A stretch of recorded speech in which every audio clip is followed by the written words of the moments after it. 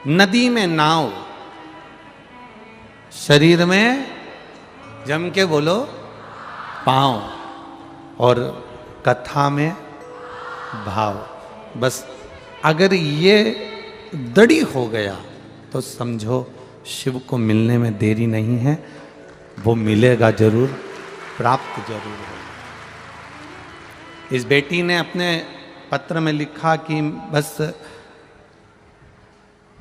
मेरे माता पिता और मैंने एक ही शब्द कहा है कि बस एक काम करना कि शिव जी पे चढ़ा हुआ जल ला कर देना, मैं उसको नेत्रों से लगाऊंगी। और शिव जी से चढ़ा हुआ जल नेत्रों से लगाना जो प्रारंभ किया है, बाबा की कृपा से ही वो नेत्र वापिस प्राप्त हुआ है। आप विश्वास के साथ में मंदिर जा रहे हो, एक लोटा जल भगवान देवाधिदेव महादेव को चढ़ा रहे हो, आप भगवान शंकर की आराधना कर रहे हो, शिव भक्ति में डूबे हुए हो, तो ये विश्वास मानकर चलना कि बाबा आपके हाथ को पकड़ेगा जरूर और वो पार करेगा जरूर। पर यदि आप विश्वास को डोला रहे हो, आप भरोसे को डोला रहे हो, भरोसा आपका टूट रहा है, जैसे एक व्यक्ति समोसे के अंदर का मसाला निकाल के खा रहा था। कुछ लोग ऐसे भी होते हैं इस व्यक्ति के जैसे। एक व्यक्ति समोसे के अंदर का मसाला निकाल कर खा रहा था।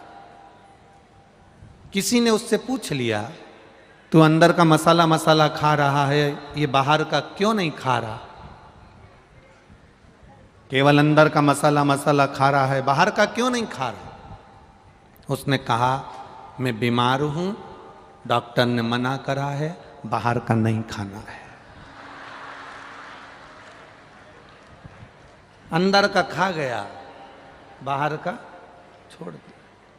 मैं बीमार हूं, डॉक्टर ने मना करा है कि बाहर का नहीं खाना है। हम भी ऐसे ही हैं।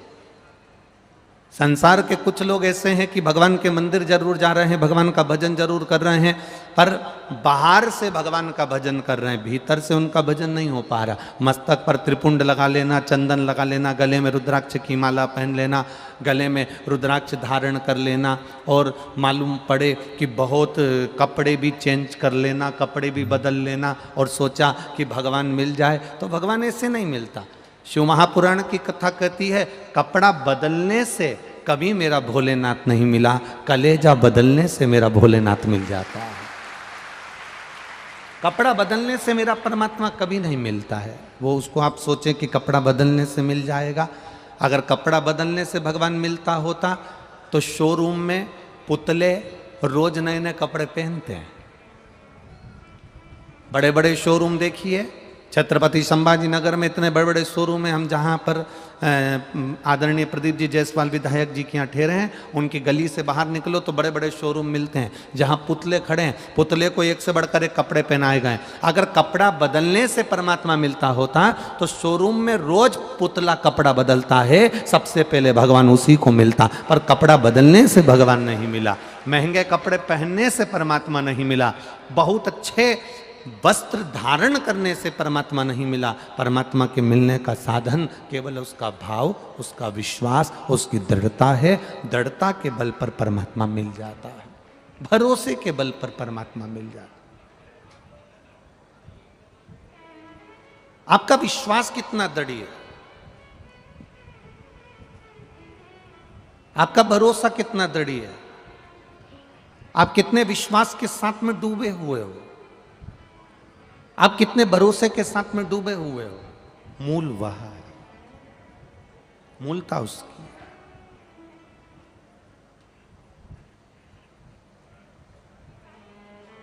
महाराज,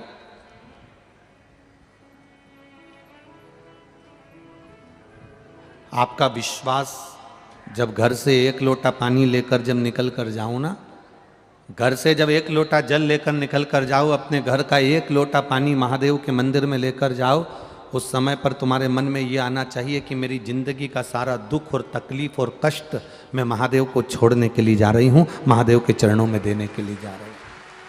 मेरे जीवन का सारा दुख मैं महादेव को सुनाने के लिए जा रही हूँ। मेरे जीवन की सारी तकलीफें मैं भोलेनाथ को कहने के लिए जा रही हूँ। मेरे जीवन का सारा कष्ट मैं महादेव को बताने के लिए जा रही हूँ। मेरे जीवन की सारी तकलीफें, सारा दुख मैं महादेव को बताने के लिए जा रही हूँ। तुम्हारे भीतर ये भाव प्रकट होना चाहिए कि मैं अकेली नहीं हूँ, मेरे साथ में देवाधिदेव महादेव कदम से कदम मिलाकर चल रहे हैं।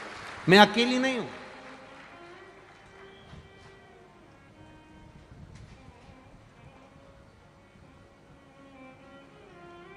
ये कदम से कदम मिलाकर मेरा देवाधिदेव महादेव चल रहा है, कदम से कदम मिलाकर मेरा भोलेनाथ चल रहा है।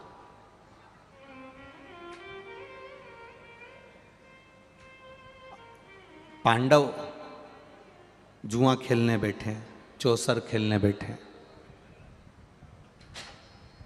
और पांडव जुआ खेलने के लिए बैठे, चौसर खेलने के लिए बैठे, और उनके जुआ खेलते खेलते खेलते खेलते खेलते खेलते सब कुछ हार गए, सब कुछ।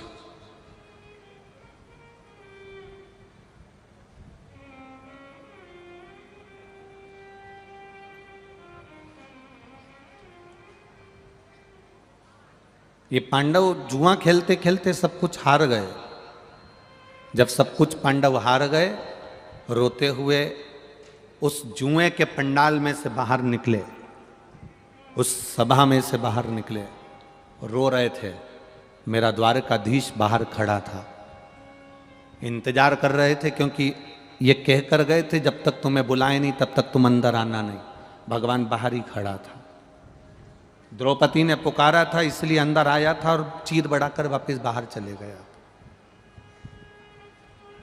रो रहे हैं पांडव। युधिष्ठिर की आंख में जल भरा हुआ है, अर्जुन की आंख में जल भरा हुआ है, भीम, नकुल, सहदेव सब रो रहे हैं। द्वारकाधीश देखे और द्वारकाधीश ने पूछा, तुम रो क्यों रहे हो? क्या हो गया जो रो रहे हो? हम सब कुछ हार गए, अब हमें बन जाना पड़ेगा। ये खबर माता कुंती के कानों में पहुंच गई। महाभारत का चरित्र कहता है जब माता कुंती के कानों में शब्द पहुंचा तो माता कुंती ने, माता कुंती द्रौपदी के पास गई और द्रौपदी से कहती है कि मेरे परिवार के लोगों ने तेरा चीर खींचा, मैं तुझसे क्षमा मांगती हूं। माता द्रौपदी ने कहा, आप क्षमा मत मांगो मां, भाग्य में कहीं लिखा होगा तो ये भोगना पड़ा है, कर्म का दंड भोगना पड़ा है। क्या करा था ऐसा इस द्रौपदी ने जो उसके चीर को खींचा गया? केवल एक गलती कर गई थी द्रौपदी। पूर्व समय में एक संत स्नान करने के लिए गंगा जी में गए, और गंगा जी में जब संत गए तो उनके कपड़े इसने चुरा लिए, खींच लिए और उसको छुपा दिए। संत कपड़े को ढूंढते रहे, बिलखते रहे। तन का वस्त्र संत का ले गई और संत का वस्त्र ले गई, और वो संत ढूंढते रहे। एक बात अपनी जिंदगी में उतार कर रखना, ले जाने वाले, फिर निवेदन करूंगा, चोर गले की चेन उठा कर ले जाता है, चुरा कर ले जाता है। मोबाइल 50-50 हजार का, 1-1 लाख का, 70 हजार का, 20 हजार का, 10 हजार का चुरा कर ले जाता है। गले का मंगलसूत्र 25-50 हजार, 1 लाख का चुरा कर ले जाता है। बैग 25-50 हजार का चुरा कर ले जाता है।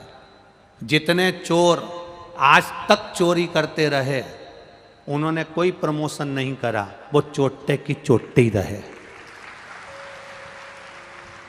उन चोरों ने कोई प्रमोशन नहीं करा, वो पहले भी चोर थे और जम के बोलो आज भी चोर हैं। जिनके गले की चेन चली गई, मंगलसूत्र चले गया, बैग चले गया, भगवान की कृपा से उसने फिर मेहनत करी और मेहनत कर कर वो चेन, मंगलसूत्र और बैग फिर ले आया। पर चोटा ही रिया, वो अभी तक प्रमोशन नहीं कर पाया। वो जैसा था वैसा की वैसा ही है।